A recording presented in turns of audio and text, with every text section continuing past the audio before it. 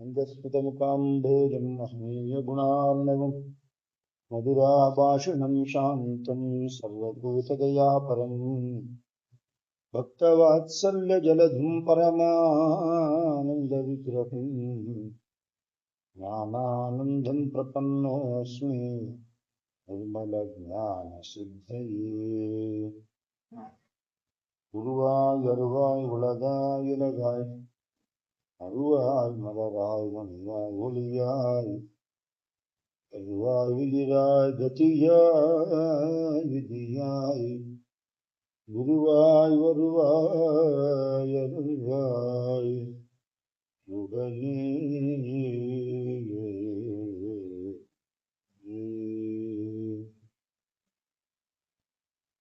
सद्गुरुनाथ महाराज की जय। வெற்றிவேல் முருகனுக்கு அரஹரோஹரா. ஞானஸ்கந்த பகவானுக்கு ஜெய்.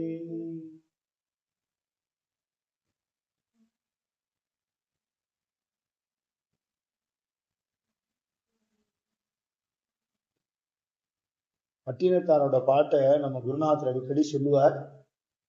ஒன்றென்று இரு தெய்வம் உண்டென்று இரு உருவான செல்வம் அன்றென்று இருங்கிற பாட்டு அடிக்கடி சொல்லுவார். அதையே கொஞ்சம் மாத்தி ஒன்று என்பது தெய்வம் உண்டு என்பது உறுதி அப்படின்னு சொல்லுவார். பகவான் இருக்காருங்கிறது சத்தியம், அவர் ஏக ரூபமா இருக்காருங்கிறது அதை விடவும் சத்தியம். ஆனா அந்த பகவான் பல ரூபங்கள் எடுத்து தன்னுடைய பக்தாளுக்கு அனுகிரகம் பண்றாருங்கிறது புராணங்கள்ல இருந்தும் பக்தாள் சரித்திரத்திலிருந்தும் தெரியுது. மகாகணபதி மேல நம்ம ஸ்லோகம் சொல்லுவோம். அகஜானன பத்மார்த்தம் கஜானன ஹர்னிஷம் அநேகதம் தம் பக்தானா. தன்னுடைய பக்தாளுக்கு அநேக ரூபங்கள்ல தரிசனம் கொடுக்கிறவரை நான் ஏகதந்தரா கும்பிடுறேன்னு அந்த ஸ்லோகம் வருது. எல்லா தெய்வமும் ஒண்ணுங்கிற அடிப்படை ஞானம் வேணும், அது மாறக்கூடாது. ஆனா எல்லா தேவதா ரூபங்கள்லையும் கவனம் செலுத்தி தியானம் பண்ணி உபாசனை பண்ண முடியாது. ஏதாவது ஒரு தெய்வத்துக்கிட்ட ஒரு குருகிட்ட ஒரு சம்பிரதாயத்தை தான் உத்தர வாழ்க்கையில கடைபிடிக்க முடியும். அதுக்கு ஏக நிஷ்டா உபாசனைன்னு சொல்லுவா, ஒரு தெய்வ வழிபாடுன்னு சொல்லுவா. ஆனா அதுல ஒரு வெறித்தனம் இல்லாமல் மற்றதெல்லாம் கிடையாதுன்னு சொல்லாமல் இதுவும் அதுதான்ங்கிற எண்ணத்தோடு போகும்போது அந்த ஏக தெய்வ வழிபாடுங்கிறது அவளுக்கு அவன் நினைச்ச காரியத்தை நடத்தி கொடுக்கும், அந்த தெய்வத்தோட தரிசனத்தை கொடுக்கும். அவளுக்குள்ளேயே அந்த தெய்வத்தோட சாநித்தியம் இருக்கிறதுனாலே அவளே ஒரு நடமாடுற கோவிலாகவே இருப்பான்.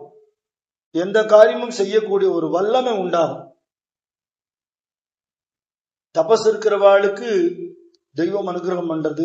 தபஸ் இல்லாத ஜனங்களுக்கு என்ன பண்ணும்னா தபஸ்வியா இருக்கிற அந்த ஞானிகளே அந்த அனுகிரகத்தை பண்ணிடுவாங்க. சாதாரணமா மழை கொட்டுறத அந்த தண்ணி பூரா பயன்படுத்திக்க முடியாது நம்மளால. தண்ணி கஷ்டம் இருக்கிற நேரத்தில் மழை பெய்யுறதுன்னா தண்ணி இல்லைன்னு சொல்லிட்டு இருப்போம்.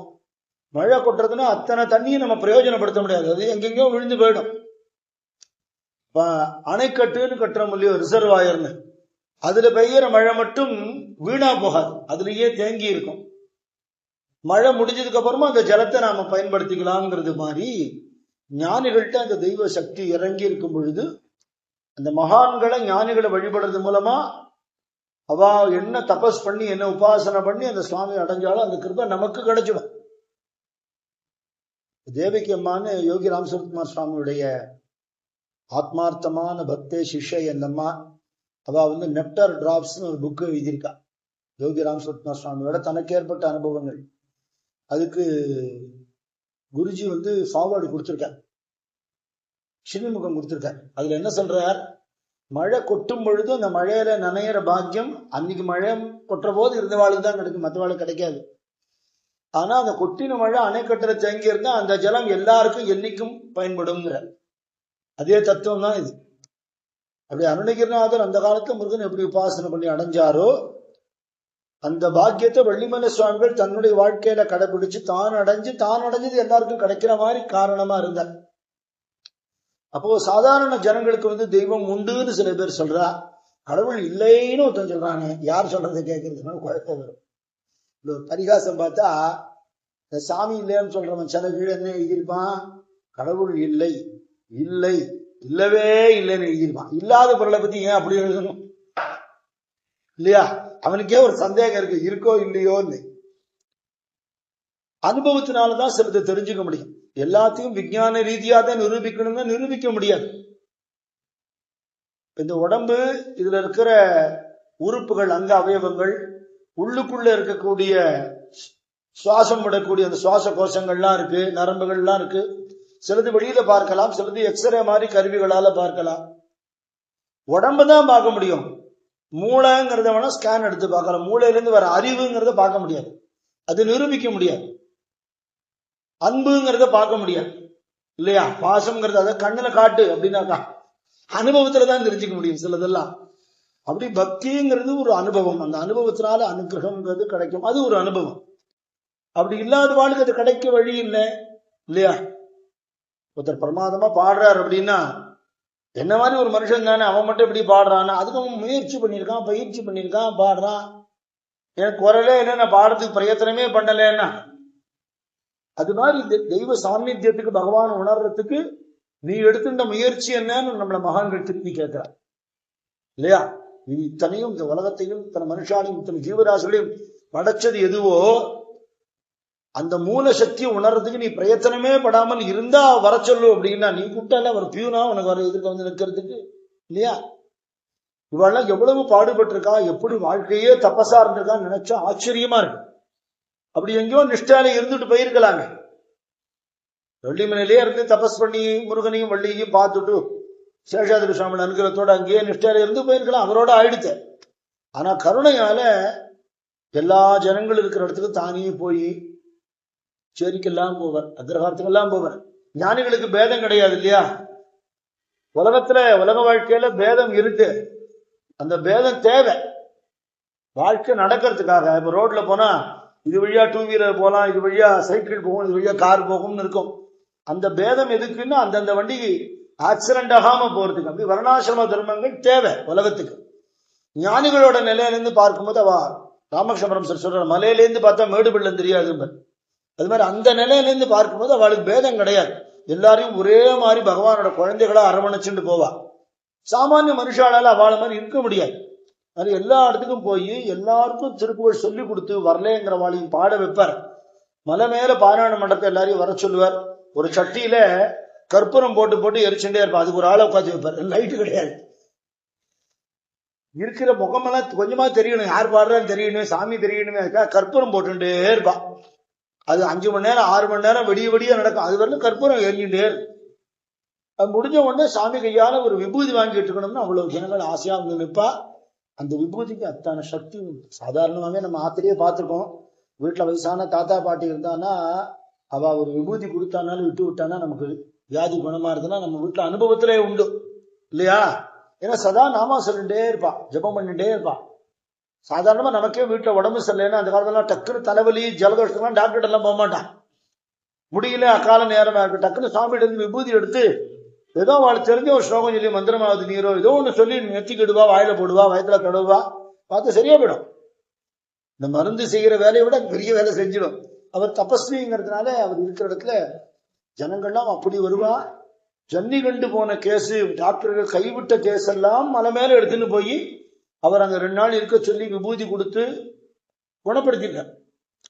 மெட்ராஸ்ல பெரிய பெரிய டாக்டர்ஸ் எல்லாம் கைவிட்ட கேஸ் எல்லாம் வள்ளிமலை சாமிகிட்ட போனா குணமாயிடுங்கிற அளவுக்கு டாக்டர் குருசாமி முதலியார், டாக்டர் ரங்காச்சாரி மாதிரி பிரசித்தமான டாக்டர்ஸ், அவ பேர்ல எல்லாம் இன்னைக்கு ரோடு இருக்கு மெட்ராஸ்ல, அவ்வளவு பிரபலமானவா.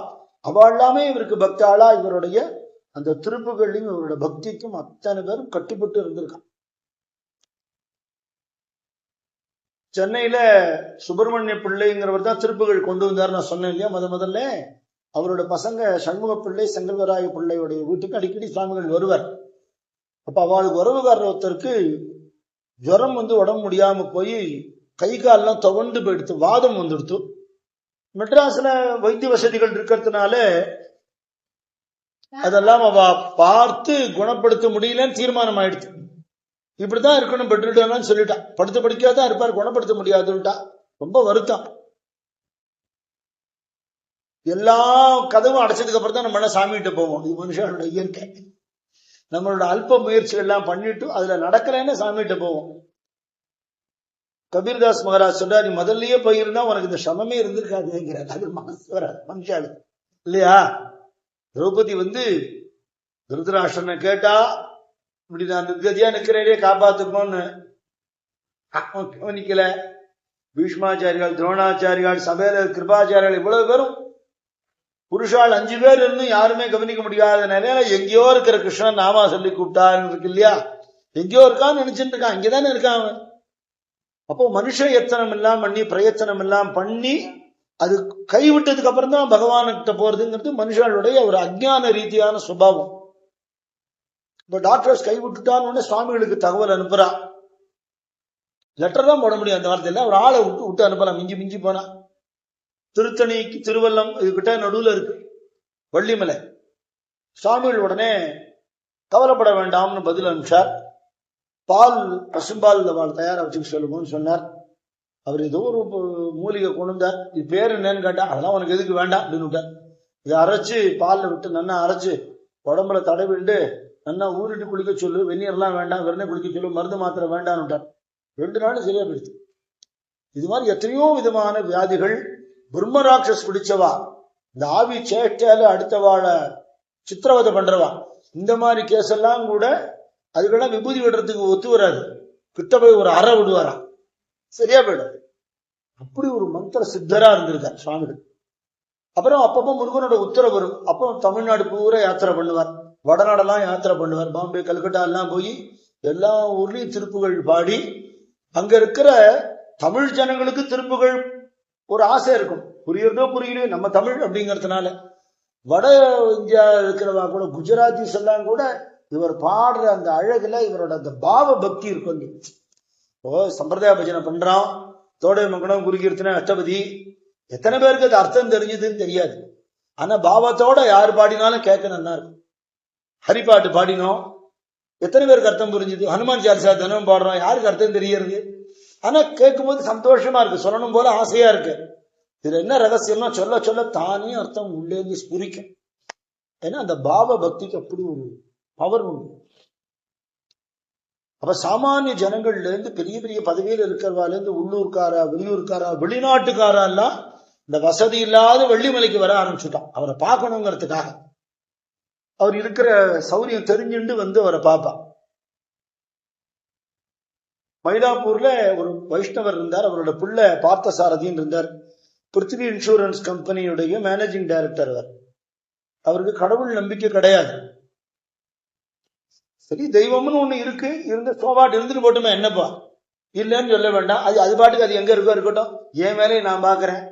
எதுக்கு சாமியெல்லாம் கும்பிட்டு போகணும்? தேவையில்லை. இந்த சம்பிரதாயம், சாஸ்திரம், நெத்தி கட்டிக்கிறது, பஞ்சகஜம் கட்டிக்கிறது, கோவிலுக்கு போறது, அந்த காலத்து மனுஷா வயசானவா கதை கட்டி விட்டுருக்கா, நம்பணுங்கிறது இல்ல. அதெல்லாம் படிச்சிருக்கோம், ஒரு ரேஷனல் திங்கிங்ல அதெல்லாம் வரல அப்படிங்கிற ஒரு எண்ணம் உள்ளவர். ஆனா விக்கிரகங்கள்லாம் வாங்குவார், கலா ரசனையோட வாங்குவார். இப்ப நீங்க ஏர்போர்ட் போனீங்கன்னா அங்கங்க பெருமாள் பிள்ளையார்னு வச்சிருப்பான். நமக்கு ஆகான் இருக்கும், அவனுக்கு ஒரு கலைப்பொருள், ஒரு அழகு. எத்தனை பேர் நடராஜர் விக்கிரகெல்லாம் ஃபாரின் வாங்கிட்டு போறான், எத்தனை பேர் பூஜை பண்ண போறான்? ஒண்ணும் கிடையாது. அது மாதிரி உள்ளவர். அப்படிப்பட்டவருடைய வீட்டுக்கெல்லாம் கூட அவ அப்பா முன்னிட்டுன்னு வந்து அங்க நாம சங்கீர்த்தனம் பண்ணி அவர்கிட்ட ஹிதமா பேசி, சரி கடவுள் இருக்கோ இல்லையோ, முருகன் ஒருத்தர் இருக்காரோ இல்லையோ தெரியாது, இந்த சுவாமிகள் ரொம்ப நல்லவரா இருக்கார், நம்மள்ட்ட பிரியமா பழகிறார், நம்மளும் அவரை மதிக்கணும். இப்படி ஆரம்பிச்சு கடைசியில் அவர் பெரிய பரமபக்தரமா இருக்கு. இப்படி எல்லா ஜனங்கள்ட்டையும் எப்படி எல்லாம் பழகணுமோ அப்படி எல்லாம் பழகுவார். ஒரு படிப்பறிவு இல்லாதவர், எழுத படிக்க தெரியாதவர் அப்படின்னா யாருக்குமே தெரியாத அளவுக்கு ஒரு வெள்ளக்கார துறை இங்கிலீஷ் கத்துக்கிறவா ஒரு இடத்துல தமிழ் தெரிஞ்சுக்கிறான். தமிழ்நாட்டை பழங்கணும் இல்லையா ஜனங்கள்ட்ட, அதனால கொஞ்சம் தமிழ் தெரிஞ்சுக்கணும்னு தமிழ் தெரிஞ்சுக்கிறான் சண்முகம் பிள்ளைகிட்ட. அவன் இங்கிலீஷ்ல ஒரு ப்ராவர்பு சொல்லி இதுக்கு சரியா தமிழ் ஏதாவது இருக்கான்னு கேட்கறான். அவர் தடுமாறுறாரு. இவர் டக்குனு திருக்குறள்ல இருந்து எடுத்து கொடுக்குறாரு. உங்க சாமி திருப்புகழ் தானே தெரியும், திருக்குறள் தெரியாதேன்னா, திருப்புகழ் தெரியுமோ இல்லையோ பாக்கியெல்லாம் தெரிஞ்சிடும் அப்படிங்க. அப்படி ஒரு திட நம்பிக்கை இருக்கு. இப்ப சார்ட்டர்ட் பேங்க்ல கேஷியரா இருந்த ஏகாம்பர முதலியார்னு ஒருத்தர், அவருக்கு கல்யாணம் ஆகாம இருந்த பையனுக்கு கல்யாணம் ஆன உடனே தம்பதியா நான் குருநாதர் சன்னதிக்கு கூட்டின்னு வரேன்னு வேண்டினுட்டார். அப்படிதான் நம்ம ஏதாவது உற்சாகத்தை வேண்டிப்போம். காரியம் ஆன உடனே அது பண்ண முடியுமாங்கிறது நமக்கு தெரியாது. ஏதோ லௌகீகம் குறுக்க வந்துடும், இயற்கை இல்லையா? அது மாதிரி சட்டுன்னு போக முடியல. சரி பழனிக்கு போயிட்டு வந்துடுவோம். இப்போ சொந்தக்காரெல்லாம் வந்து சுவாமிகள்கிட்ட போறோம்னா சில பேர் வரையம்பா, சில பேர் வரமாட்டேன்பா. ஒருத்தர்கிட்ட சொன்னார், கல்லுல தெய்வம் இருக்குன்னு சொன்னா நான் ஒத்துப்பேன். அந்த கல்லு தெருவில் கடந்த கல்லா இருக்கலாம், 4 பேர் காலை போட்டு தேய்ச்சிருக்கலாம், அசுத்தம் கூட பண்ணிருக்கலாம். ஆனா அதுல தெய்வம் இருக்குன்னு சொல்லி கும்பிட்டா நான் கும்பிடத்துக்கு கூட தயாரா இருக்கேன். ஆனா மனுஷனுக்குள்ள தெய்வம் இருக்குங்கிறத நான் ஏத்துக்கவே மாட்டேன். என்ன கல்லிலேயே தெய்வத்தை ஒத்துக்கிறீங்க ஐயா, மனுஷன் ஏன் இருக்கக்கூடாது? பகவான் இல்லாத இடம் எதுலையுமே கிடையாது. எல்லா வஸ்துக்களும் அவனோட சிருஷ்டி. சிருஷ்டியிலேயே சிரேஷ்டமான சிருஷ்டிங்கிறது மனுஷ ரூபம். அந்த மனுஷன் வந்து அருணகிரிநாதர் பாடுறார், அறிவால் அறிந்து உன் இருத்தாள் இறைஞ்சும் அடியார் இடைஞ்சல் களைவோனேங்க இல்லையா? அறிவினால ஆராய்ச்சி பண்ணி தனக்குள்ள இருக்கிற தெய்வ சுரூபத்தையே உணர்ற சக்தி மனுஷனுக்கு தான் இருக்கு. அப்படிங்கறத வேண்டாத குணங்களை நீக்கிறதுக்கு பிரயத்தனம் பண்ண அவங்க குரு கிருபை நிரம்பி அந்த சாதாரண மனுஷனே பவித்திரமானவன் ஆகி மகானாகி குருவாகி தெய்வமாவே ஆகிறாங்கிறது தான் இவா சரித்திரம் எல்லாம் காட்டுறது. ஆனா இந்த டெய்டி ஓரியன்ட்னு சொல்லக்கூடிய தேவதா ரூபங்கள்ல ஜனங்கள் காட்டுற பக்திய மனுஷ ரூபத்தில் இருக்கிற மகான்கள்கிட்ட காட்ட மாட்டான், ரொம்ப குறைச்ச. இத்தனை மாதத்துக்கு வந்தார் ரொம்ப வருஷம் முன்னாடி. இவர் தான் உங்க குருவான்னு கேட்டார். ஆமான்னு. மந்திரிப்பாரா? இல்ல. விபூதி வரவழைப்பாரா? இல்ல. குறி சொல்லுவாரா? இல்ல. அப்புறம் எதுக்கு சாமி கும்பிடுறீங்க?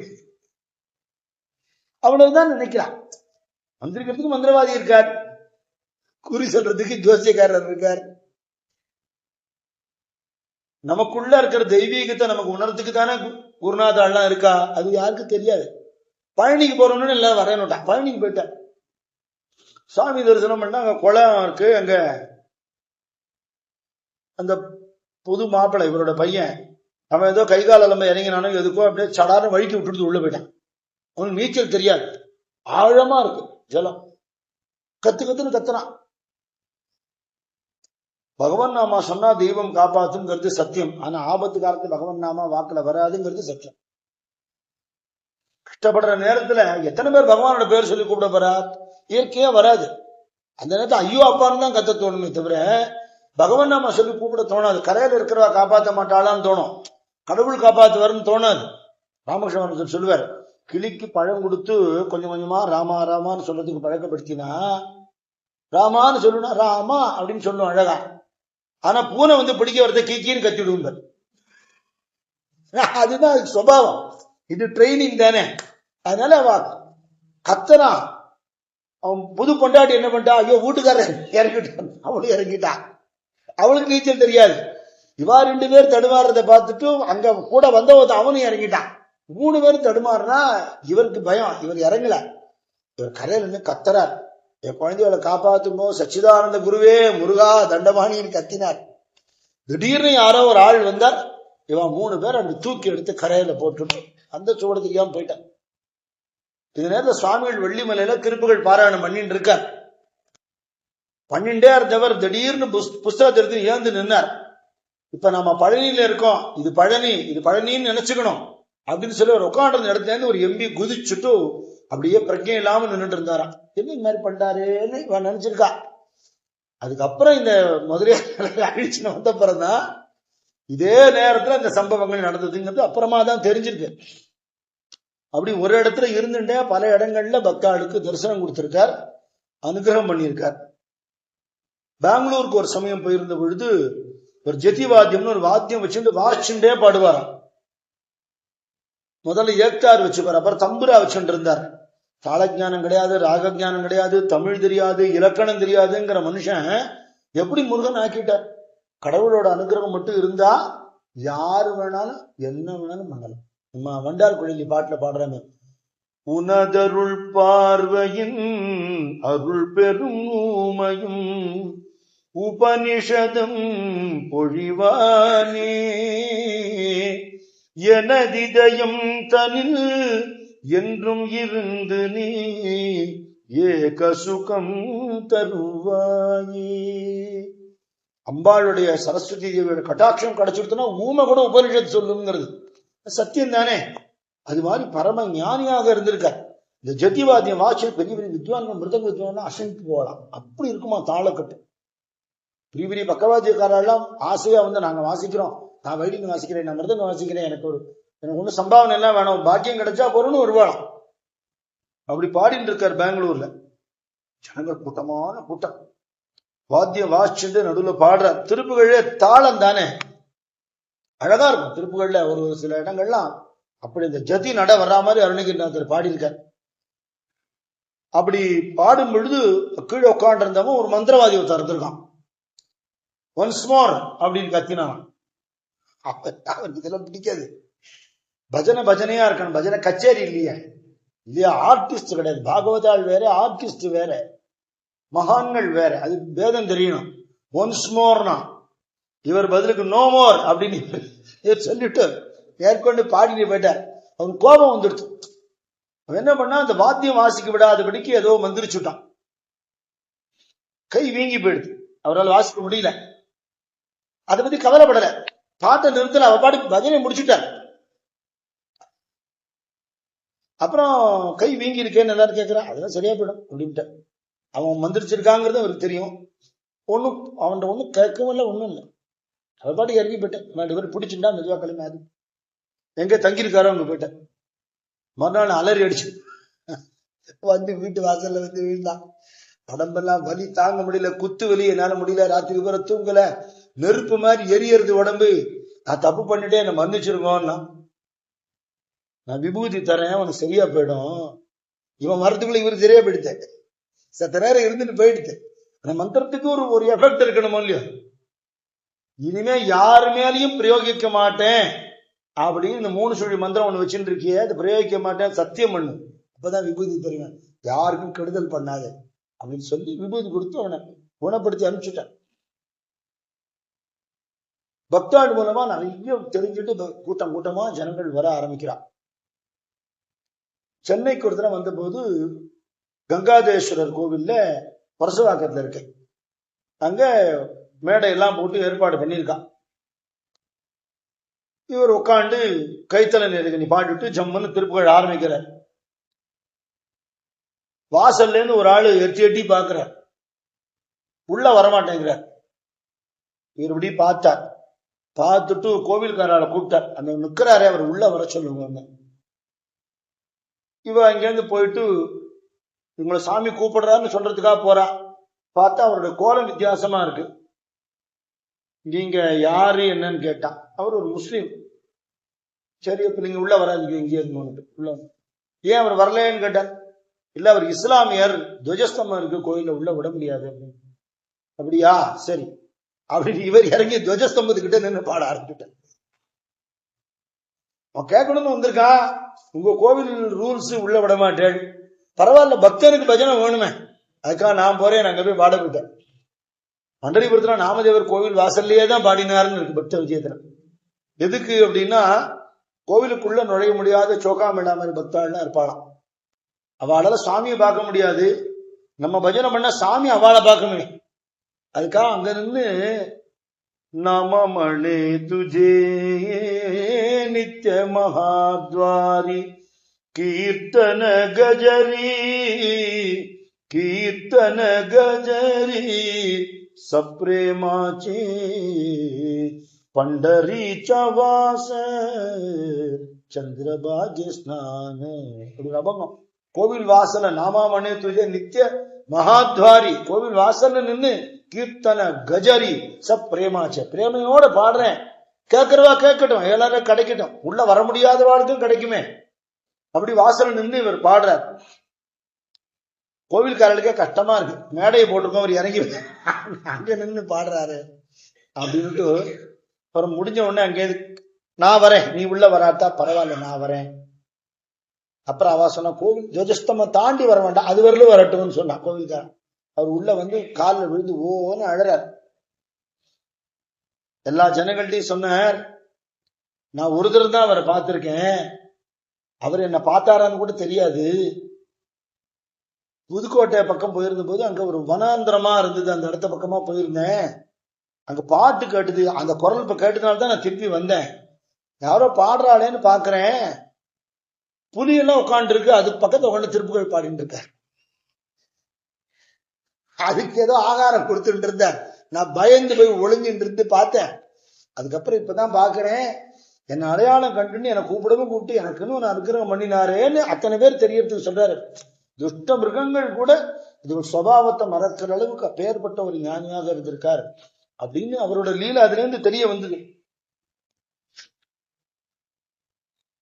எழுத்து வாசனை இல்லாத கிராமத்து ஜனங்கள் இவாளுக்கு பதம் பிரிச்சு சொல்லிக் கொடுப்பார். திருப்புகள் சொல்லித் தருது பெருசு இல்ல, பதம் பிரிச்சு சொல்லிக் கொடுப்பார். அர்த்தம் புரியுறாப்புல சொல்லிக் கொடுப்பார். அவளுக்கு ஏத்த கிராமத்து பாஷையில சொல்லுவார். அர்த்தம் தெரியாம பாடக்கூடாது, அர்த்தம் தெரிஞ்சுன்னு பாடு அப்படின்னு சொல்லுவார். இவர் பாடும்போது கேட்கிறவாளுக்கு அர்த்தம் புரிஞ்சு போயிடும். ஒரு சமயம் திருத்தணியில திருப்புகழ் பாடின்னு இருக்கார். அப்போ திருப்புகழ் ஓதும் கருத்தினர் சேரும் திருத்தணி மேவும் பெருமாளேங்கிற பாட்டு. அருணகிரிநாதர் வந்து ஒரு ஸ்தலத்துல இருந்துட்டு அந்த ஸ்தலத்து முருகனையும் இன்னொரு ஸ்தலத்து முருகனையும் சேர்த்து சேர்த்து பாடுவேன். அது ஒரு அழகு வைப்பு தலம்னு சொல்லுவேன். அது மாதிரி பாடுவேன். பழமுதிரி சோலையில இருந்து கதிர்காமத்து முருகனையும் பழமுதிரி சோலை முருகனையும் சேர்த்து பாடுவேன். திருவாவினன்குடியும் சுவாமிநாத சுவாமியும் சேர்த்து பாடுவார். அது மாதிரி நிறைய பாட்டுகள். அப்படி இந்த பாட்டு பாடும் பொழுது இவர் என்ன சொல்ல, எல்லாரும் புஸ்தகத்தை வச்சுட்டு இருக்கா. இவர் பாடுற திருத்திண்ணை தோறும் திருப்புகழ் ஓதும் திருத்தணி மேவும் பெருமாளேன்னு பாடிட்டார். எல்லாரும் புஸ்தகத்தில் இல்லாத மாதிரி பாடுறாரு சுவாமிகள். அது ஒண்ணு திருத்திண்ணையில வந்து திருப்புகழ் பாடுறத முருகன் அனுகிரகம் பண்றாருன்னு இருக்கே. இது என்னது இது? என்ன சுவாமி இன்னைக்கு இப்படி பாடிட்டாலே தெரியல, முருகன் பாட வச்சான் பாடிட்டேன் எனக்கு தெரியாதுன்ட்டார். இன்னைக்கு ராத்திரி பூரா அந்த சத்திரத்துல திருநெல்வேலியில உட்காந்து பாராயணம் பண்றா. கூட்டம் கூட்டமா ஜனங்கள் உட்கார்ந்துட்டு இருக்கா. பாதி ராத்திரி எல்லாரும் பார்க்கும் போது மலையில திடீர்னு ஒரு பிரகாசம், ஜோதி பிரகாசம். என்ன இப்படி ஒரு வெளிச்சம் மலையில இருக்கு? நட்சத்திர நேரத்தில் அந்த பிரகாசம் மறைஞ்சுடுத்து. பஜனை பண்ற எடுத்துக்கிட்ட ஒரு வைதீக பிராமணன் கச்சத்தோட சிகையோட விபூதி விட்டுட்டு ஒரு முடிச்சு ஒரு விசிறியோட சத்த நேரம் பஜனை கேட்கறது. அப்புறம் அப்படி கையாடுறது காலாடுறது, சேஷாத்திரி சாமிகளோட சேஷ்ட மாதிரி. அப்புறம் என்னென்ன பஜனை நடக்கிற இடத்துல குதி குதின்னு குதிக்கிறது, இந்த திருநெல்ல குதிக்கிறது அந்த திருநெல்ல குதிக்கிறதுன்னு எல்லாரும் ஆச்சரியமா பாக்குறா. சாமிகளுக்கு தெரிஞ்சுடுத்து யாருன்னு. அப்படி ராத்திரி பூரா அந்த திருப்புகழ் பஜனைக்கு நர்த்தனம் ஆடிட்டு வெடிகாத்தா நான் ஒன்னும் காணாம போயிட்டேன். சுவாமிகள் சொன்னாரா, நான் பாடின போது என்ன பாடினேன்னு கேட்டாலே இதுதான் அர்த்தம் தான். திருத்தண்ணை தோறும் திருப்புகழ் ஓதும் திருத்தணி மேவும் பெருமாளேன்னா எல்லா ரூபத்திலையும் முருகன் இருக்காங்கிறது சத்தியம் அப்படின்னு சொல்லி திருச்செந்தூர்ல ஒரு இடத்துல பாராயணம் பண்றத அதலச்சேடனாரோட பாடி மயுலு மாடி நீ ஆடி வரவேணும் முருகா ஒரு வரிய திருப்பி திருப்பி திருப்பி திருப்பி பாடுவாராம். மயிலு மாடி நீ ஆடி வரவேணும். மயில் வந்து ஆடுறது பஜனை பண்ற ஹால்ல அத்தனை ஜனங்கள் உட்காந்துக்கிறத மயில் எங்கேயா வருமோ? மயில் வந்து அத்தனை பேர் இருக்கு ஆடுறது. அது மேல இருக்கிற முருகன் சுவாமிக்கு தெரிவார், மற்றவாளுக்கு தெரிய மாட்டார். அப்படி எல்லா இடத்தையும் சுவாமிகளுடைய திருப்புகழால ஒரு ஆகர்ஷணம் ஏற்பட்டு எல்லா ஜனங்களுக்கும் ஒரு ஈடுபாடு வரா மாதிரி சுவாமிகள் நடந்துட்டு விராலி மேல போனார் ஒரு சமயம். அப்போ பக்கத்துல வயலூர் போறத அந்த ஜனங்கள் சொன்னா, மழை இல்ல சுவாமி, வயலெல்லாம் பாலம் பாலமா வெடிச்சிருக்கு, நீங்க ரொம்ப பெரிய மகான் அப்படின்னு எல்லாம் ஜனங்கள் சொல்லி கேள்விப்படுறோம், மழை பொழியணும் அப்படின்னா. நான் திருப்புகழ் பாடுறேன், எனக்கு தெரிஞ்சது அது ஒண்ணுதான். உங்களுக்கு நம்பிக்கை இருக்கா? முருகன் மேல நம்பிக்கை இருக்கா? திருப்புகழ்ல நம்பிக்கை இருக்கா? கூட உட்காருங்க, போறோம், நீங்க ஒண்ணும் பண்ண வேணாம், நான் பாடுறேன். எங்க போனாலும் எனக்கு இதை கொண்டா அதை கொண்டான்னு கேட்கவே மாட்டேன். சில இடங்கள்ல கார்ல கூட்டின்னு போவா, நல்ல ஏர் கண்டிஷன் ரூம்ல தங்க வைப்பா, விதவிதமா ஆகாரம் இருக்கும். சில இடத்துல ஏழை ஜனங்களா இருப்பா, பஸ்ல இடிபட்டுன்னு மெதிப்பட்டுன்னு போவார் பாவம். அங்க என்ன கிடைக்கிறதோ சாப்பிடுவார், ஒண்ணும் கிடைக்கலன்னா தூத்த குடிச்சிட்டு வந்துடுவார். ஆனா அவன் ஆசையா கேட்கிறான்டா, அவன் வீட்டை போய் பாடணும்டா அப்படின்னு போவார். அவர் ஒரு வார்த்தை சொன்னா அவரை எல்லா இடத்துக்கும் கார்ல கூட்டின்னு போற அளவுக்கு அத்தனை விஐபிஸ் அவருக்கு பக்தாளா இருந்திருக்கா. ஆனா ஆடம்பரத்தில் நாட்டமே கூடாது. அது ஒரு வைராக்கியம் தானே இல்லையா?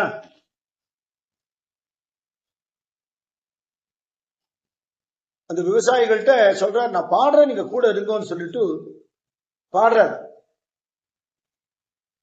அந்த திருப்புகழ் பாராயணம் முடியறத 3 நாளைக்கு விடாத மழை பெஞ்சது.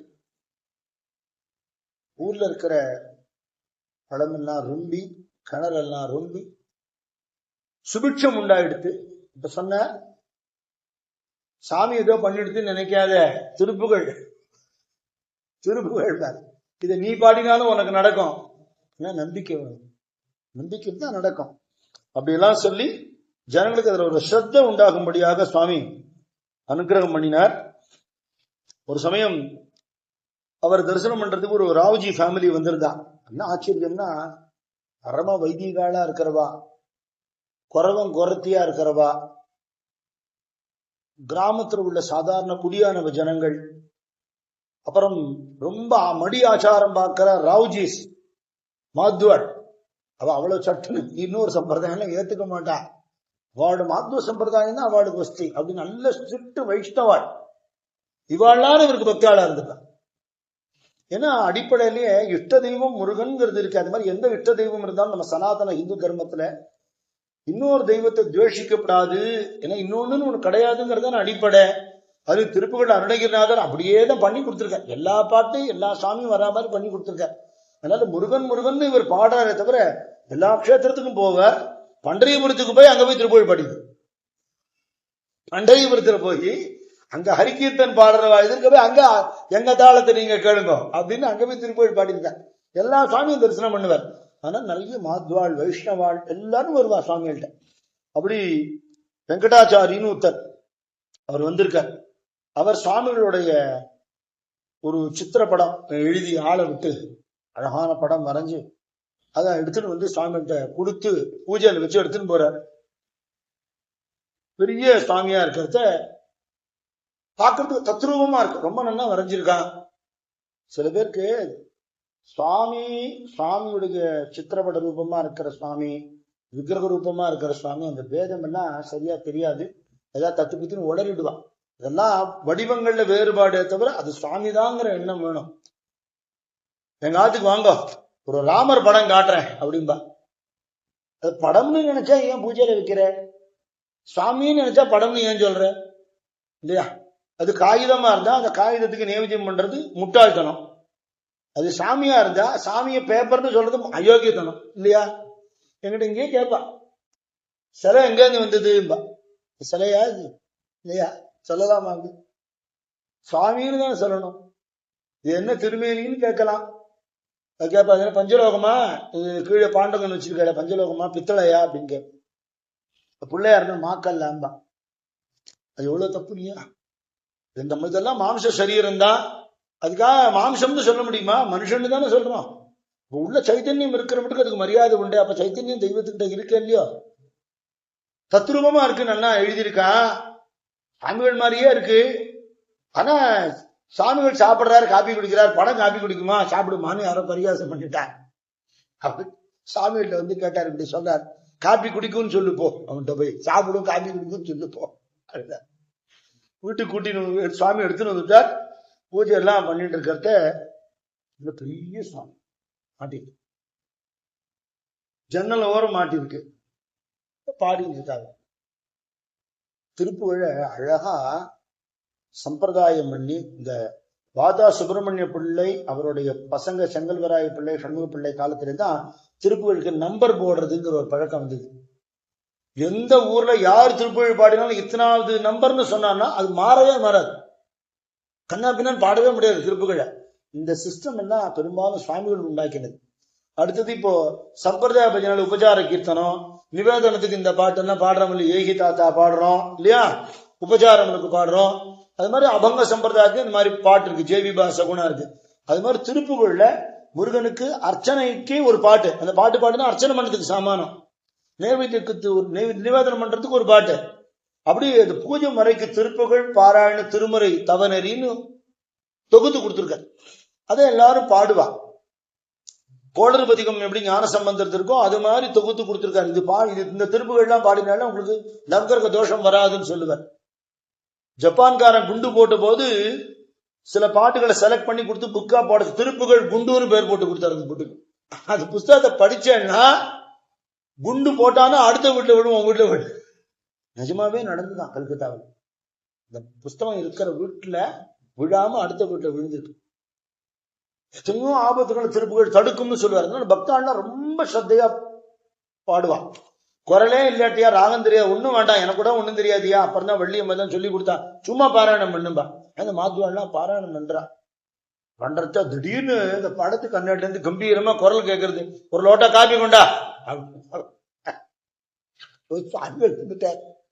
உள்ள வாங்குவோம் கூப்பிடுறா, கை கை மட்டும் தான் தெரியுது.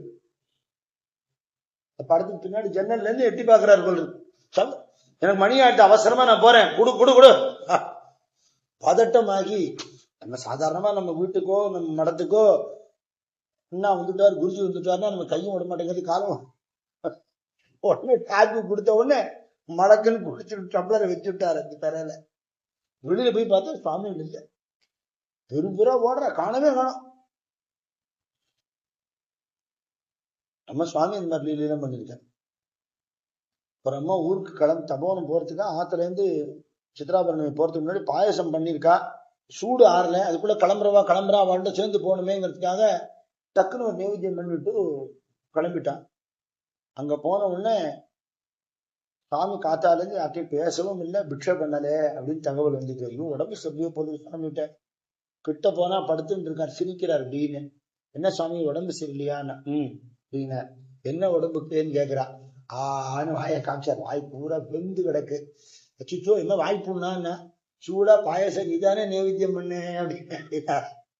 அதனால சித்திரப்பட ரூபமா இருக்காளோ விக்கிரக ரூபமா இருக்காளோ சாமி இருக்காருன்னு நினைச்சுட்டு பண்ணினா அது சத்தியமா சாமி ஏற்று.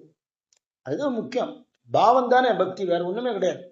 அப்படி சுவாமிகிட்ட அத்தனை பக்தியோடு இருந்ததுனாலே அந்த சித்திரப்படத்துல இருந்து சுவாமி ஆவிர் பவிச்சிருக்கார் அப்படிங்கிறது சுவாமியுடைய சரித்திரத்துல தெரியுது. ஒரு சமயம் சுவாமி உட்கார்ந்து இருக்கிறத ஒரு வயசானவர் வர, வயத்தெல்லாம் ஒரு மாதிரி பண்றது ஏதாவது இருக்கான்னு. கூழ் இருக்கு சாப்பிடுறா அப்படின்னா. 3 படி பாத்திரத்துல கூழ் இருக்கு, கச்சரா ஒல்லியா இருக்கார் வயசானவர். அது எடுத்துக்கிட்டுமா நீயும் எடுத்துக்கோ அப்படின்ட்ட. 3 படி கூழையும் ஒரு ஆடு குடிச்சுட்ட. வச்சுட்டு போறது, 3 படி கூழ குடிச்சுட்டு போறாரு, யாரு பாரு அப்படி பசங்கள்ல சொல்றாரு கூட சிஷ்யாலாம். 10 அடி நடந்தா காண வந்துட்டேன். இந்த பெரியவர் எங்க போனாரு தெரியலையேன்னா இவர் புரிஞ்சு போயிடுது. ஏன்னா நீ வெள்ளிமலைக்கு போடா, நான் பின்னாடி வரேன் அப்படின்னு சேஷாதிரி சுவாமி சொன்னார். அவர் தான் வந்திருக்கார், குருநாதர் தான் வந்திருக்கார். வெள்ளிமலைக்கு வந்துட்டு நான் வரேன் போடான்னு சொன்னேன், உங்களை எங்கேயுமே காணுமே நினைச்சிருந்தாரு. ஒரு நாள் பார்த்தா கடை சிரிச்சுன்னு உட்காந்துருக்காரு சேஷாதிரி சுவாமி. குருநாதா நீங்க வந்துட்டாளா நமஸ்காரம் பண்ணார. ஒரு அணில் குதிச்சுன்னு ஓடி போயிடுத்த, மறைஞ்சு போயிட்டாரு. அதுல இருந்து இந்த பெரியவருக்கு சாப்பாடு வைக்கிறதுன்னு ஒரு வழக்கம் வந்துருக்கு டெய்லி. அதுல சக்கரை பொங்கல் என்ன உண்டோ அதை கலந்து வைப்பான், இல்ல வெள்ளம் கலந்த சாதம் வைப்பான். அணிலோ கீரி புள்ளியோ ஏதாவது சாப்பிட்டுட்டு போகும். பெரியவருக்கு சாப்பாடு வைக்கிறதுங்கிற பழக்கம் சுவாமிகள் இருந்த மட்டுக்கும் அந்த பழக்கம் இருந்திருக்கு. பெரியவர் தான் சொல்றது சேஷாதிரி சுவாமி. ஒரு நாளைக்கு திருவண்ணாமலையில இருந்து ஒரு வெட்டியான் வந்தான். அவன் சேஷாதிரி சுவாமிகள்கிட்ட ரொம்ப பக்தி உள்ளவன். அவர் எப்ப பார்த்தாலும் ருத்ரபூமியிலேயே போய் ஜபம் பண்ணுவார், ஸ்மசானத்திலேயே தான் உட்கார்ந்து இருப்பார். அவருக்கு நல்ல பெரிய பெரிய பணக்கார பக்தாள்லாம் உண்டு. அவெல்லாம் பட்டு வேஷ்டி நல்ல ஜம்முன்னு அகல கரை போட்ட வேஷ்டி எல்லாம் வாங்கி கொடுப்பான். அவர் அழுக கட்டின்னு இப்படி சுத்தின்னு இருப்பார். அந்த நல்ல வேஷ்டி வாங்கி கொடுத்தா அதை நேர சுடுகாட்டுக்கு போயிட்டு வெட்டி ஆண்டுடே அந்த வேஷ்டி கட்டுறான். அது அவன் வேஷ்டியை கட்டி கொடுத்துன்னு இதை கொடுத்துட்டு வந்துடுவார். இவர் சாப்பிடறதுக்கு எதாவது கொடுத்தா அதுல இருந்து கொண்டு போய் அவன்கிட்ட கொடுப்பார். அதனால அவனுக்கு ரொம்ப பக்தி உண்டு. அவனுக்கு ஏதாவது கஷ்டம்னு வேண்டினாலும் இவர் அனுகிரகம் பண்ண உடனே நடந்துடும். ஒரு நாளைக்கு அவன் கனவுல நான் வெள்ளிமலையில இருக்கேன் வாடா அப்படின்னு சொல்லிட்டார். இவன் கிளம்பி அங்கே நீங்க வந்துட்டான். இது சேஷாதிரி சுவாமிகள் சித்தியானதுக்கு அப்புறம் நடந்தது. 1929 சித்தியானார் சுவாமிகள். சித்தியாரத்தை இவர் முன்னாடியே இவர் போய் குருநாதருக்கு வேணுங்கிற அத்தனை கைங்கரியமும் பண்ணி அவர் உள்ள சமாதி வச்சுட்டு தான் கிளம்பினார். திருவண்ணாமலையில இருந்தவர் சேஷாதிரி சுவாமிகள் ஒரு இடத்துல உட்கார்ந்ததாக வரலாறே கிடையாது. தம்பத்திலைனார் சன்னதிக்கு ராத்திரி 9 மணிக்கு வருவார். அவ்வளவுதான். அப்ப வந்து ஜனங்கள் தரிசனம் பண்றதுக்கு வந்து நிற்பா, கூட்டமான கூட்டம் நிற்கும். எல்லாரும் பாலோ பழமோ எடுத்துன்னு வருவா.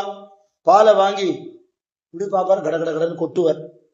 பழத்தை கொடுத்தா தரையில வச்சு நசுக்கு நசுக்குவார், விசிறி எறிவார். விசித்திரமா இருக்கும் அவர் பண்றதெல்லாம்.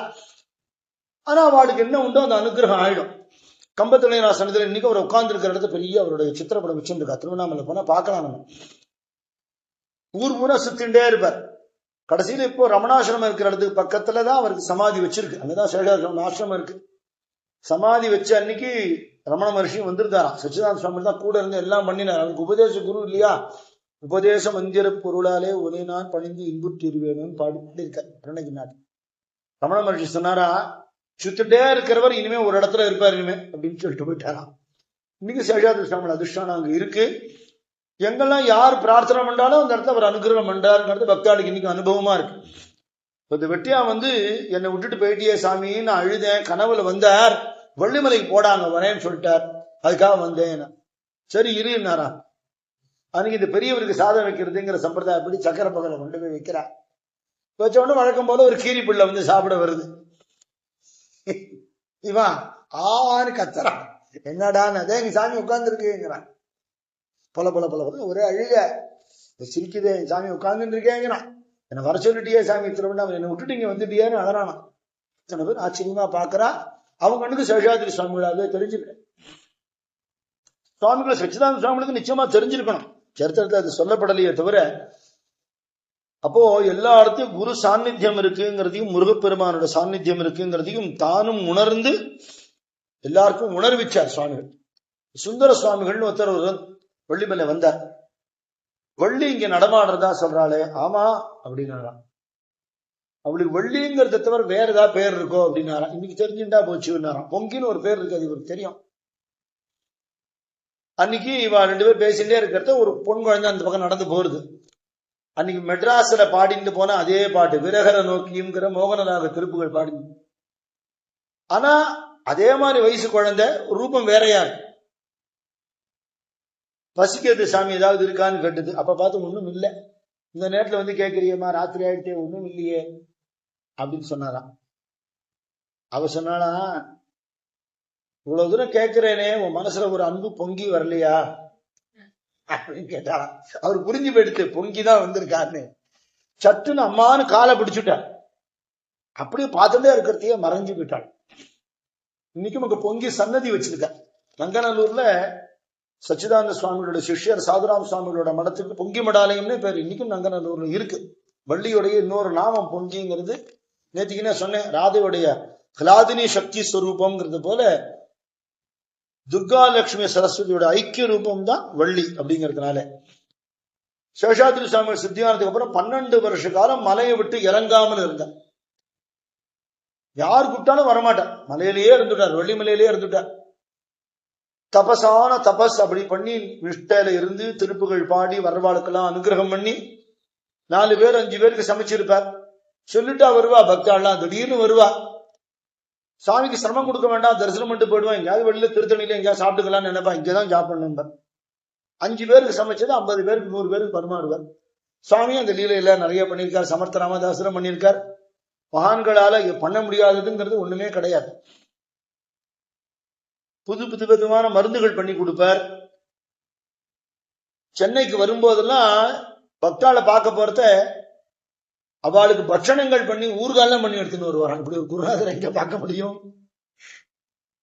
எல்லாத்தையும் அப்படி ஒரு குடும்பத்துல ஒரு நம்ம பந்துக்கள் எப்படி பிரியமா இருப்போமோ அது மாதிரி ஒரு அன்போட இருந்து தன்னோட பிரேமையினாலேயே எல்லாருக்கும் திருப்புகள நாட்டம் உண்டாக்கி பண்ணினார்.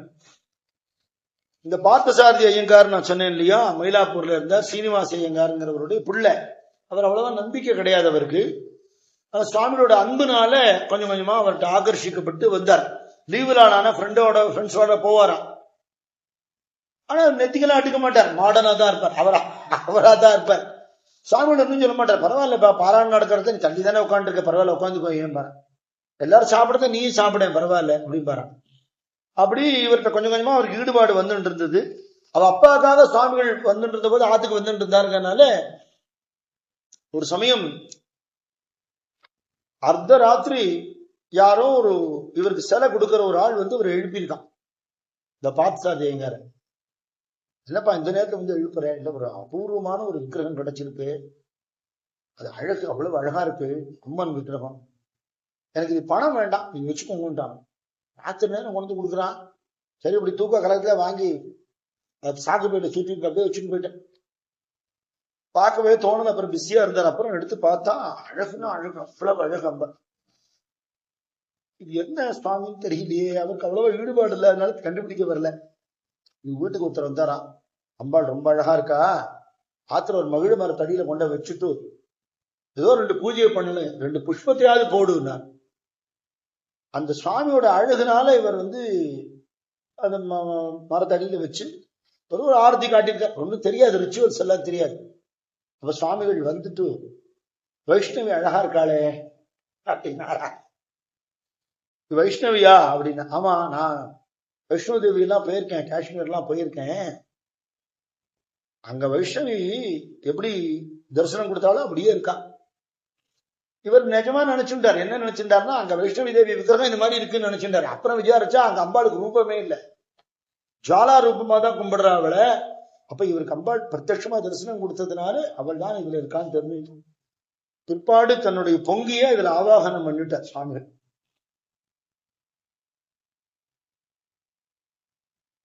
1946லயோ 47லயோ திருப்பி இறங்கி சென்னைக்கெல்லாம் வர ஆரம்பிச்ச போது இவாத்துக்கெல்லாம் வந்து அனுகிரகம் பண்ணி,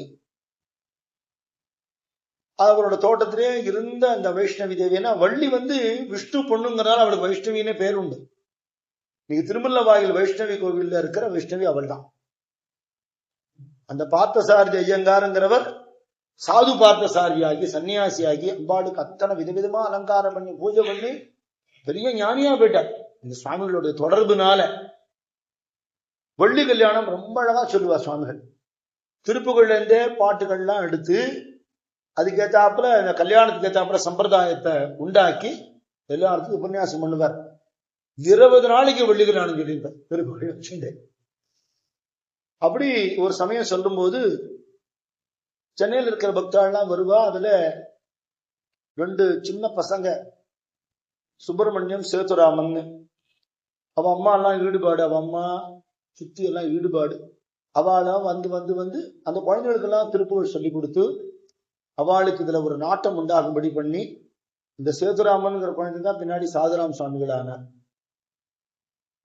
சச்சிதானந்த சுவாமிகிட்டே நேரடியா திருப்புகழ் கத்துண்டு அவரோட அனுகிரகத்துக்கு பாத்திரமானவா வாழலாம். இப்படி வள்ளி கல்யாண உபன்யாசம் ஒரு தினம் பண்ணிட்டு இருக்கிறதே தன்னை மறந்து அப்படியே தியானத்துல ஆழ்ந்துட்டார். மயக்கமாகி விழுந்துட்டார். ஏதோ சுவாமிகளுக்கு உடம்பு சரியில்லை, 80 வயசுக்கு மேல ஆயிடுத்து, உடம்பு சரியில்லைன்னு ஆஸ்பத்திரி அட்மிட் பண்ணா. பிரக்ஞை வரல. அது சமாதி நிலை, நிஷ்டையில இருக்காரு, அது தெரியாது இல்லையா. ராமகிருஷ்ண பரமஹம்சருக்கே இந்த சமாதி நிலை வந்த போது அது சமாதின்னு எத்தனை பேருக்கு தெரியும், தெரியாது. அந்த காலத்து டாக்டர்ஸ் எல்லாம் நம்பல. டாக்டர் சர்க்காருங்கிறவர் தான் வந்து பரமஹம்சரை பார்த்தார். அவர் ஒரு எத்திஸ்ட், நம்பிக்கை இல்லாதவர். என்ன சமாதி நிலைன்னு என்ன கதை அடிக்கிறாளே அப்படின்னு நினைப்பார். இப்போ விவேகானந்தர் நரேந்திரா இருந்தார்ல, அவர் சொல்லுவார், நீங்க டெஸ்ட் பண்ணி பாருங்க அப்படிங்கிறார். மெடிக்கலி உங்களுக்கு தெரியுமா, டெஸ்ட் பண்ணி பாருங்கன்னா ஹார்ட் பீட்டே இருக்காது, பல்ஸ் இருக்காது, கண்ணு திறந்திருக்கும், சில சமயம் கண்ணு சிமிட்டாது, கருவழியை தொட்டா கூட கண்ணு சிமிட்டாது, சுவாசம் இருக்காது. அப்படியே மணிக்கணக்கா இருந்துட்டு அப்புறம் திருப்பி சகஜமாகி வருவார். இது அஷ்டாங்க யோகத்துல சமாதிங்கிற 8வது நிலை. இது எல்லாருக்கும் கிடைக்கவே முடியாது. அது நாம சங்கீர்த்தனத்துல சுலபமா வருங்கிறத சைத்தன்ய மகாபிரபு நிரூபணம் பண்ணியிருக்கார், பரமஹம்சர் நிரூபணம் பண்ணியிருக்கார், கோபாலகிருஷ்ண பாகவதர் நிரூபணம் பண்ணியிருக்கார், வெள்ளிமலை சுவாமி நிரூபணம் பண்ணியிருக்கார். அதனால கலியிலுமே இவ்வளவு உஸ்தியா நாம சங்கீர்த்தனத்தை சொல்றான்னா, கஷ்டமான தியானமோ தபஸோ யோகமோ என்ன கொடுக்குமோ சுலபமா நாம சங்கீர்த்தனம் கொடுத்துருங்க. கலியில அவ்வளவு உயர்ந்ததா நாம சங்கீர்த்தனத்துக்கு மரியாதை கொடுத்துருக்கான். எந்த பகவன் நாமாவா இருந்தாலும் சரி, சிவநாமாவோ முருகன் நாமாவோ அம்பாள் நாமாவோ கிருஷ்ண நாமாவோ பாண்டரங்க நாமாவோ குருநாதர் நாமாவோ, இந்த நாமாவில சப்தம் இருந்ததுன்னா இந்த நாமா வந்து நினைச்சு பார்க்க முடியாத ஒரு சரத்தை கொண்டு போய் விட்டுடுங்கிறது சத்தியம். நம்மள்ட்ட என்னென்ன அவகுணங்கள் இருக்கோ, வேண்டாத துர்குணங்கள் இருக்கோ, எல்லாத்தையும் நீக்கி நம்மளை பரிசுத்தமாக்கிடுங்கிறதுனால சுவாமிகள் அதெல்லாம் எல்லாருக்கும் உபதேசம் பண்ணிட்டு இருந்தவர். அவர் எப்படி இருப்பார்? பின்ன அவர் அப்படித்தானே இருப்பார், உயர்ந்த நிலையில தானே இருப்பார். அப்படி அந்த நிஷ்டையிலேயே இருந்து கார்த்திகை மாசம் சுக்லபக்ஷம் உத்தான ஏகாதசிக்கு மறுநாள் பிருந்தாவன துவாதசிங்கிற சிலுக்க துவாதசி துளசி கல்யாணம் நடக்கிற நாள். அதுக்கு அடுத்த நாள் திரையோதசி பிரதோஷம். இன்னைக்கு காத்தால சிலுக்க துவாதசி, சாயந்தரம் பிரதோஷம் வந்துருக்கு. இன்னைக்குதான் சுவாமிகள் ஆராதனை. அவர் சித்தியானது இந்த தினத்திலேயே தான். சுவாமிகளோட ஆராதனை தினமாவே அமைஞ்சிடுச்சு. இந்த தினத்துல நம்ம இந்த சரித்திரத்தை பூர்த்தி பண்ணணும்னு நினைக்கல, அமைஞ்சிடுச்சு. அதுக்கப்புறம் அந்த பார்த்தசாரதி ஐயங்கார் அவர் குருவா ஏற்றுனுட்டாங்கன்னா அவரே கூட இருந்து எல்லா விதமான கைங்கரியங்களும் பண்ணி சுவாமியோட திருமேனிய சென்னையிலிருந்து அங்க கொண்டு போனார். டாக்டர் சுவாமிகள் கிளம்பிட்டார், அவர் உடம்பு விட்டுட்டார்னு டிக்ளேர் பண்றப்ப 2 புருவத்துக்கு நடுவுல ஒரு 2 துளி ரத்தம் வந்திருக்கு. அது ஆக்ஞா சக்கரத்துல அந்த மிட்டல் இருக்கிறத முருகன் அழிச்சுட்டு போயிட்டார் அவரை. அப்புறம் அவர் திருமேனிய கார்த்திகை தீபத்தன்னைக்கு முத நாள் அங்க கொண்டு போய் வெள்ளிமலையிலேயே எந்த குகையிலேயே பாராயணம் பண்ணாரோ, எந்த குகையிலேயே அத்தனை ஜனங்களுக்கும் வேண்டியதெல்லாம் பண்ணி கொடுத்தாரோ அந்த இடத்துலயே அவரை அங்க சமாதி வச்சு அவர் கையால பிரதிஷ்டை பண்ணின வைஷ்ணவியை இங்க திருமல்ல வாயில்ல அவரோட தோட்ட வீட்டுல வச்சு இங்க ரமண பகவான், சேஷாதிரி சுவாமிகள், வெள்ளிமலை சுவாமிகளுடைய திருவுருவமெல்லாம் இன்னைக்கு இருக்கு. இந்த சேதுராமன்கிறவர் சுவாமிகள் சித்தியானதுக்கு அப்புறம் ரொம்ப வருத்தப்பட்டு படிப்புல நாட்டமே போகல. அப்படி ஒரு முருக பக்தியும் குரு பக்தியும் இருந்திருக்கு.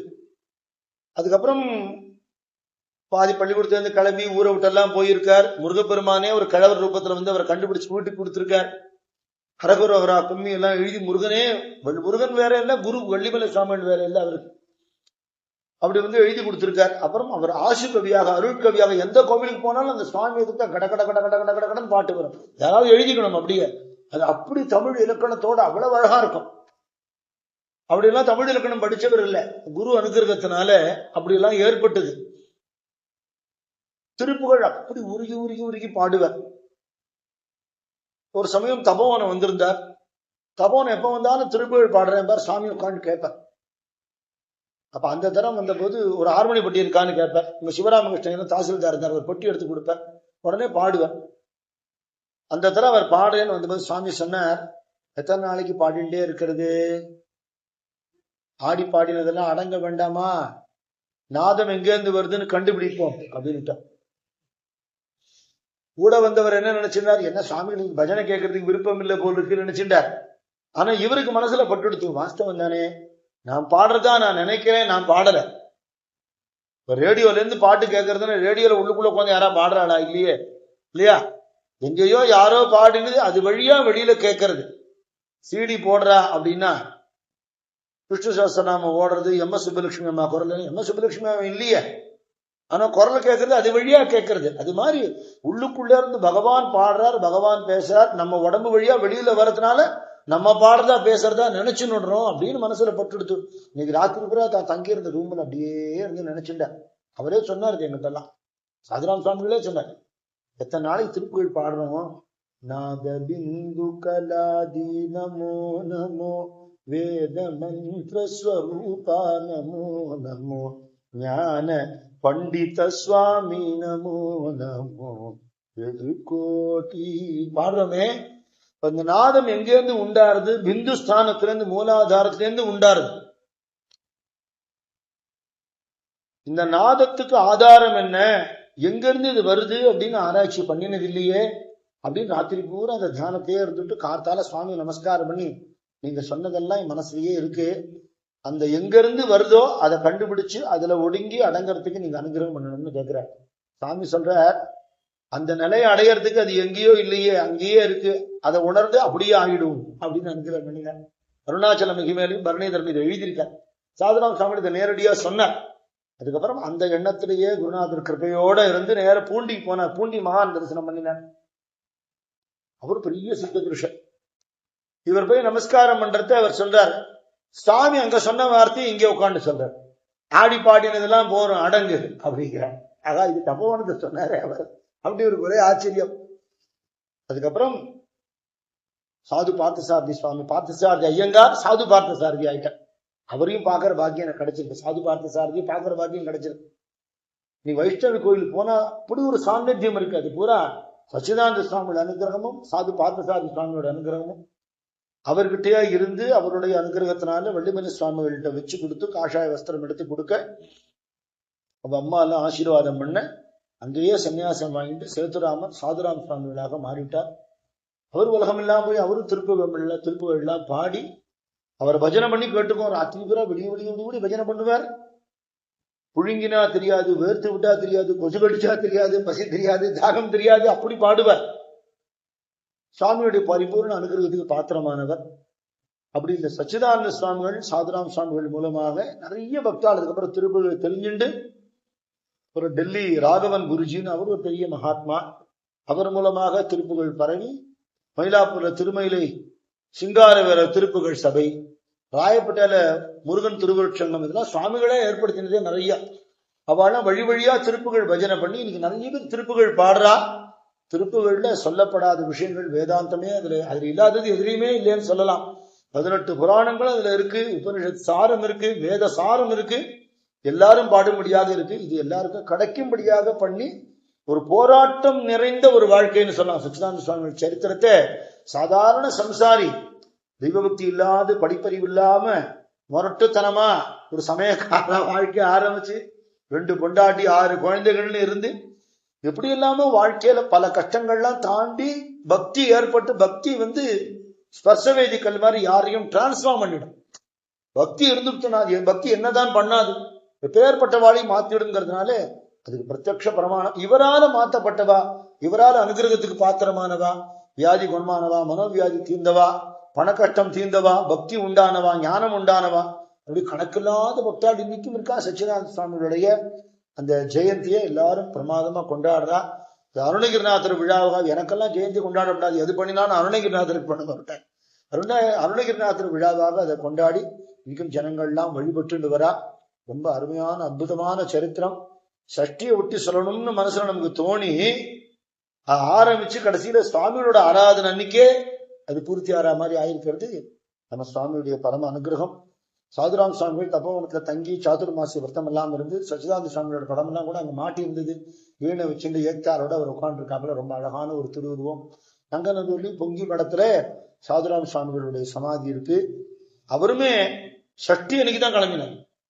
அவ்வளவு சத்தையான முருக பக்தாள்னா முருகன் கூட்டின்னு போவாரா, முருகன் கூட்டின்னு போனார். அவ்வளவு சத்தையாக சுவாமியோட கிருபையால நம்ம சச்சிதானந்த சுவாமி சரித்திரத்தை அனுபவிச்சோம். இது ரொம்ப விஸ்தாரமாலாம் நான் சொல்லியிருக்கேன்.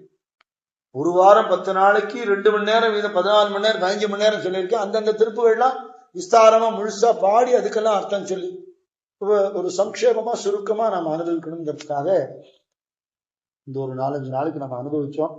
சுவாமிகளோட கிருபையால நமக்கு குருபக்தி உண்டாகணும், நாம சங்கீர்த்தனத்தில் ஈடுபாடு வரணும், உலகமெல்லாம் க்ஷேமமா இருக்கிறதுக்கான பிரார்த்தனையை நம்ம இருக்கிற இடத்துல இருந்து பண்ணிக்கொண்டே இருக்கணும். அவர் வாழ்க்கையில என்ன பஜனை மட்டும் பண்ணல, ஏழைகளுக்கெல்லாம் உதவினார், வியாதிக்காரர்களுக்கெல்லாம் உதவினார், கஷ்டப்பட்ட வாழ்க்கெல்லாம் போய் சர்வீஸ் பண்ணினார், அன்னதானம் பண்ணினார், நாம சங்கீர்த்தனம் கஷ்டத்தை போக்கும்னு ஊரூரா போய் பிரச்சாரம் பண்ணினார். அப்படி எல்லா விதமான கர்ம யோகியாகவும் பக்தி யோகியாகவும் ஞான யோகியாகவும் அஷ்டாங்க யோகியாகவும் இருந்த ஒரு பெரிய மகாத்மான் சச்சிதானந்த சுவாமிகள். அவர் தரிசனம் பண்ணினவாழ தரிசனம் பண்ணியிருக்கோம், அவர் கூட இருந்தவாழ பார்த்திருக்கோம், அவளோட பாடியிருக்கோம்ங்கிறது நமக்கெல்லாம் ஒரு பெரிய பாக்கியம். நம்ம சத்குரு ஞானானந்த சுவாமி மேலேயே ஒரு திருப்புகள் மாதிரி சாதுராம் சுவாமிகள் பாடியிருக்கோம். அப்பேற்பட்ட ஒரு மகாத்மாவுடைய ஒரு அற்புதமான சரித்திரத்தை அவர் கிருபையால அனுபவிச்சோம். வெற்றிவேல் முருகனுக்கு ஹரஹரோ ஹரா.